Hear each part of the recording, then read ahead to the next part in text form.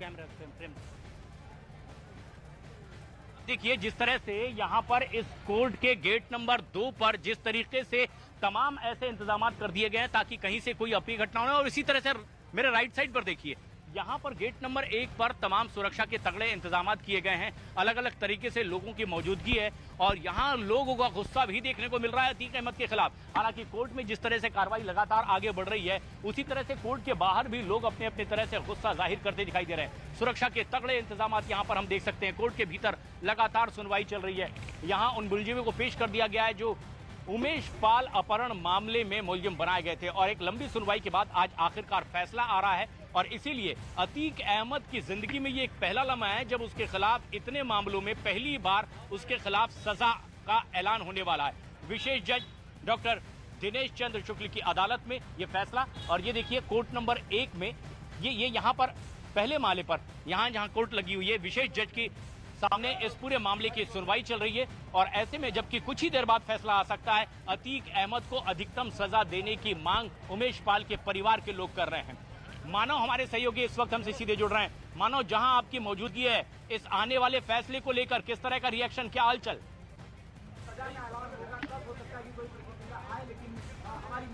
प्रशांत देखिए थोड़ी देर में सजा का ऐलान होगा। दोषी करार दिया गया है अतीक अहमद और जो 10 आरोपी थे 10 आरोपी दोषी करार दिए गए हैं। अतीक अहमद समेत अशरफ और जो बाकी 10 आरोपी हैं 10 को दोषी करार दिए गए हैं। ये जो पहली मंजिल आप देख पा रहे हैं इसी पहली मंजिल में कोर्ट बैठा हुआ है। जज साहब ने आदेश दिया है 10 आरोपी जो है दोषी करार दिए गए। सजा का ऐलान, मैं बड़ी खबर, सजा का ऐलान आज ही होगा, कुछ देर में होगा सजा का ऐलान।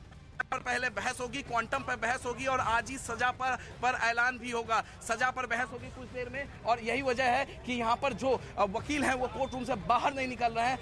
200 आरोपी दोषी करार दिए गए हैं, 200 आरोपी दोषी करार दिए गए हैं। ये साफ हो गया है 17 साल के लंबे इंतजार के बाद, 17 साल के लंबे इंतजार के बाद उमेश पाल अपहरण मामले में आखिरकार स्पेशल एमपी एमएलए कोर्ट ने फैसला सुना दिया है। अतीक अहमद, उसके भाई अशरफ, फरहान समेत सभी 10 आरोपियों को दोषी करार दिया गया है और इसके बाद सजा पर बहस होगी और सजा पर बहस के बाद सजा पर ऐलान किया जाएगा। तो जाहिर तौर पे ये कोर्ट प्रोसीडिंग है लेकिन हम तस्वीरें लगातार दिखा रहे हैं कि दोषी करार दिया गया है, दोषी करार दिया गया है। अतीक अहमद पर 100 से ज्यादा मुकदमे दर्ज थे, 100 से ज्यादा मुकदमे और पहली बार 4 दशक 40 साल से जो जुर्म की दुनिया का बेताज बादशाह था, प्रयागराज के वासी जिसके नाम से जानते थे, प्रयागराज के वासी जिसको सांसद जी, विधायक जी, नेताजी के नाम से पुकारते थे, अब वो दोषी करार दिया गया है। Prayagraj special MP MLA court ने दोषी करार दिया है। सजा पर बहस थोड़ी देर में होगी। सजा पर बहस के बाद फैसला भी सजा पर आज ही आ जाएगा, यानी सजा कितने साल की होती है, उम्र कैद या उम्र कैद मरते दम तक कोर्ट जेल में या फिर उससे ऊपर फांसी से, ये देखने वाली बात होगी। बड़ी खबर इस वक्त की आप देख रहे हैं, दोषी करार दे दिया गया है लेकिन सजा का ऐलान अभी नहीं हुआ है। थोड़ी ही देर में सजा का ऐलान भी कर दिया जाएगा। 10 आरोपी उमेश पाल हत्याकांड के बाद में जो अपहरण का जो एक मामला था 2006 का ये पूरा मामला, इसमें सभी 10 आरोपियों को दोषी करार कोर्ट ने दिया है। इसके साथ में थोड़ी ही देर बाद अब सजा का ऐलान भी कर दिया जाएगा कि सजा क्या दी जाती है। ये बड़ी खबर इस वक्त की आप देख रहे हैं, किन किन धाराओं में क्या क्या सजा दी जाती है ये देखना होगा। लेकिन दोषी करार सभी 10 आरोपियों को दे दिया गया है और सभी को अब थोड़ी देर में सजा का ऐलान कर दिया जाएगा क्योंकि थोड़ी सी बहस भी होती है और उसके बाद उन्हें सजा का ऐलान कर दिया जाता है। लेकिन आज इस कोर्ट से एक बड़ा संदेश, एक बड़ा ऐलान हो गया है कि माफिया कोई भी हो, अपराधी कोई भी हो, कहीं भी हो, कैसे भी हो, हर किसी को न्यायालय के सामने, कानून के सामने, संविधान के सामने झुकना पड़ता है। ये बड़ी खबर इस वक्त की आप देख रहे हैं। दोषी करार दिया गया है सभी 10 आरोपियों को। अतीक अहमद, अशरफ, फरहान, तीनों दोषी करार हुए हैं लेकिन इसी के साथ में अभी थोड़ी ही देर में सजा का ऐलान भी कर दिया जाएगा। और ये बड़ी खबर, बेहद अहम खबर, आखिरकार एक लंबा इंतजार जिस बात का, अब ऐसे में अतीक अहमद को दोषी करार दिया गया है। उमेश पाल अपहरण के मामले में अतीक अहमद दोषी करार और अतीक अहमद की जिंदगी में ये पहली बार होने जा रहा है जब उस पर इल्जामात तो सैकड़ों लगे लेकिन कोर्ट की ओर से पहली बार उसके खिलाफ कोई फैसला आया है और उमेश पाल अपहरण मामले में अतीक अहमद को दोषी करार दिया गया है, कितनी सजा दी जानी है, जिसकी मांग अधिकतम की गई है। कुछ ही देर में जज की ओर से इसका भी ऐलान कर दिया जाएगा। लेकिन इस वक्त की एक बेहद अहम और बड़ी खबर, अतीक अहमद को जिंदगी में पहली बार कोर्ट से सुनने मिला है अपने खिलाफ एक कड़ा फैसला, जिसमें दोषी करार दिया गया है। लेकिन उमेश पाल अपहरण का यह मामला, जबकि साल 2006 को उमेश पाल ने इसमें अपनी दलील कोर्ट में रखी, अपहरण का मामला दर्ज करवाया था। 2005 में जब राजू पाल की हत्या हुई थी बीएसपी विधायक की, उसमें एक अहम गवाह के तौर पर उमेश पाल का नाम था। और उमेश पाल को जिस तरह से डराया धमकाया गया, जो आरोप उमेश पाल ने लगाए थे। देखिए मैं तस्वीरें दिखा रहा हूँ, देखिए तस्वीरें पहले जब कोर्ट के फैसले से पहले किस तरीके का बॉडी लैंग्वेज था पुलिस अधिकारियों का, अभी का बॉडी लैंग्वेज देखिए। अंदर जो अब हम बात करते हैं अतीक अहमद के अंदर किस तरीके से बॉडी लैंग्वेज था, बहुत डरा सहमा था। जब वो जेल से उसके लेकर यहाँ पर कोर्ट प्रेमाइसेस में आया गया था, तो अतीक अहमद, उसका भाई अशरफ काफी डरा सहमा था। उसके चेहरे पर काफी ज्यादा डर था, वो साफ साफ झलक रहा था। और अशरफ जो है वो इबादत कर रहा था, लगातार इबादत कर रहा था। आज रोजा भी था अशरफ। और अब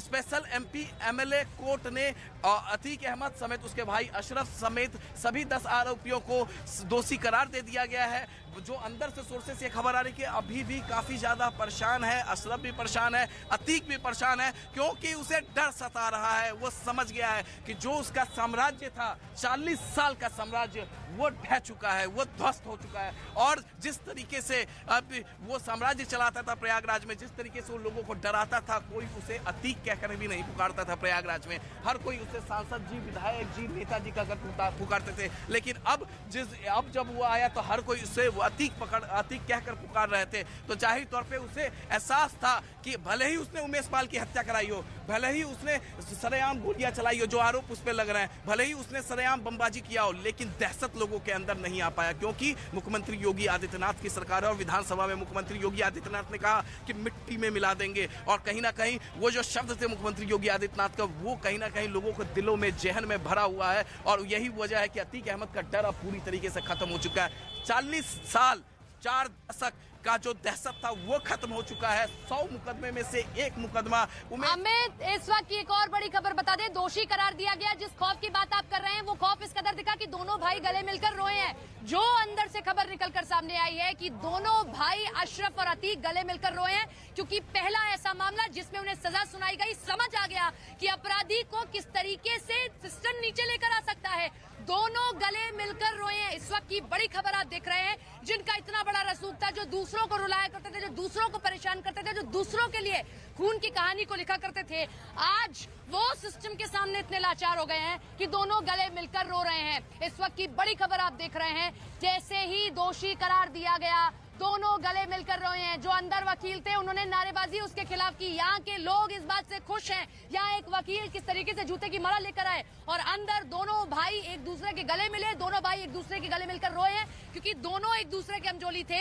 जब भी अपराध की कोई कहानी लिखी जाती थी, उमेश पाल हत्याकांड में जितना जिम्मेदार अतीक है, उतना ही बड़ा जिम्मेदार अशरफ भी है, क्योंकि दोनों ने जेल से बैठकर एक ब्लूप्रिंट को तैयार किया था और अशरफ इसके हर गुनाह में उतना ही शामिल। इस वक्त कोर्ट रूम की अगर हम बात करते हैं, जो दोनों भाई हैं अतीक और अशरफ, दोनों अगल बगल में बैठे हुए हैं, आसपास बैठे हुए हैं, और दोनों भाइयों के आंखों में आंसू हैं। जैसे ही कोर्ट का फैसला आया, दोनों भाई एक दूसरे को देखे, उसके बाद गले लग गए, दोनों के आंखों में आंसू था। और तस्वीरें देखिए कोर्ट रूम के बाहर पुलिस की इतनी सख्ती के बावजूद काफी ज्यादा संख्या में कोर्ट रूम के बाहर वकील पहुंच गए और अतीक अहमद के खिलाफ नारेबाजी हुई है अतीक अहमद के खिलाफ।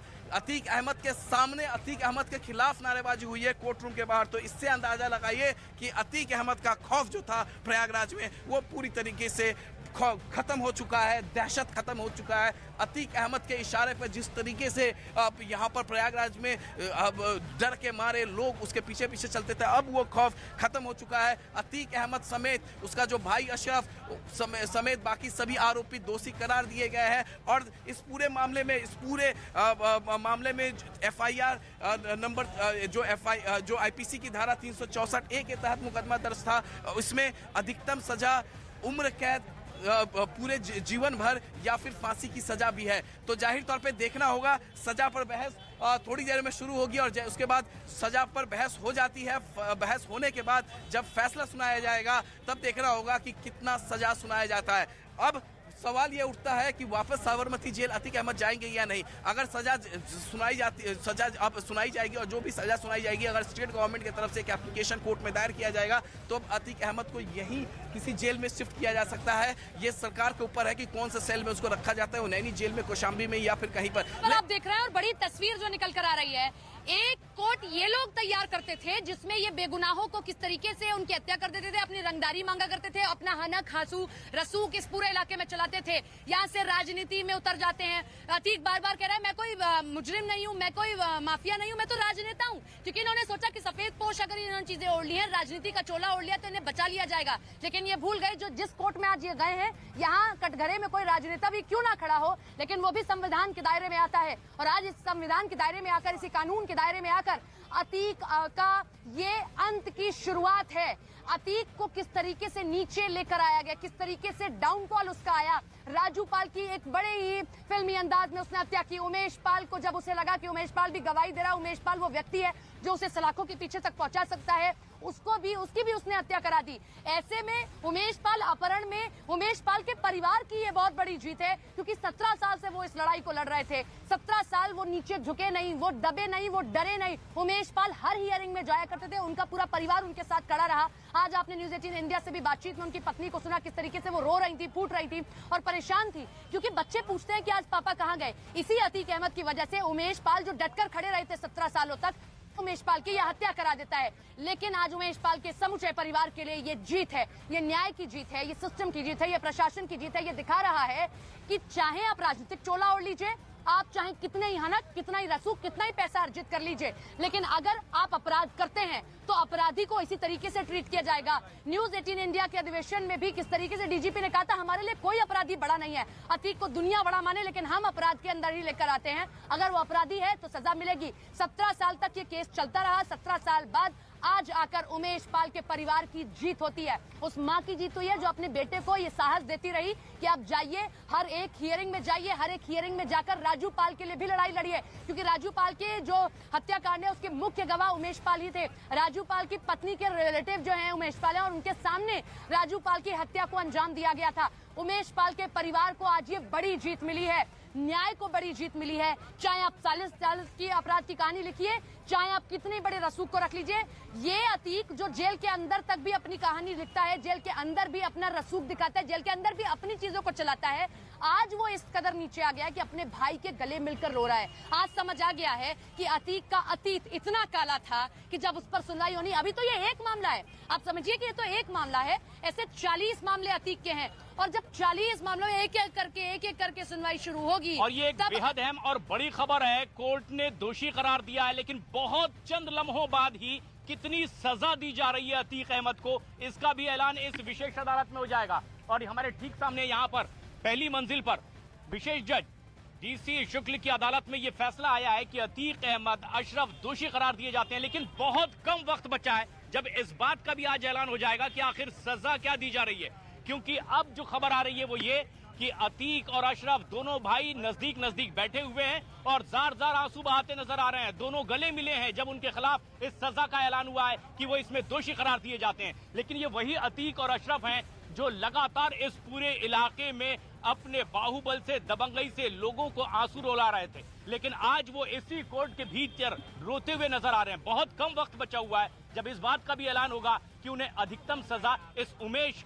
पाल अपहरण मामले में क्या सुनाई जाने वाली है। एक लंबी सुनवाई चली है, उमेश पाल के परिवार ने एक लंबा संयम दिखाया है, और आज ये एक बेहद अहम खबर कि जब अतीक अहमद को दोषी करार दिया गया इस कोर्ट में, अतीक और अशरफ आंसू बहाते नजर आ रहे हैं। दोनों पास पास बैठे हुए हैं, दोनों भाई गले मिलकर रोते दिखाई दिए हैं, क्योंकि एक बरेली कोर्ट में पिछले कई समय से बरेली जेल में और दूसरा साबरमती जेल में था। लेकिन अब जबकि कोर्ट का फैसला आया है कि उमेश पाल, बड़ी खबर अंदर कोर्ट रूम के अंदर इस वक्त की बड़ी खबर, कोर्ट रूम के अंदर अतीक और उसका भाई अशरफ दोनों अगल बगल बैठे हुए हैं। दोनों के आंखों में आंसू हैं, फपक फपक कर रो रहे हैं दोनों।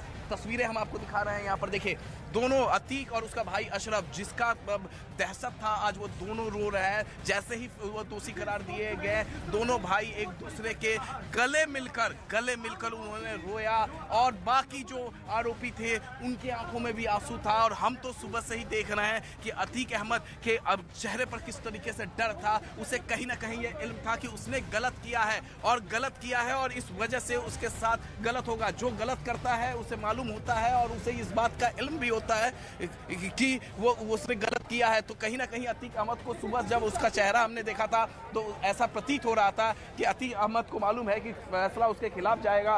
वो डरा हुआ था, सहमा हुआ था। और जो अभी की तस्वीरें जो कोर्ट रूम से आ रही है, जो अंदर से जो जानकारी आ रही है उसमें साफ है दोनों भाई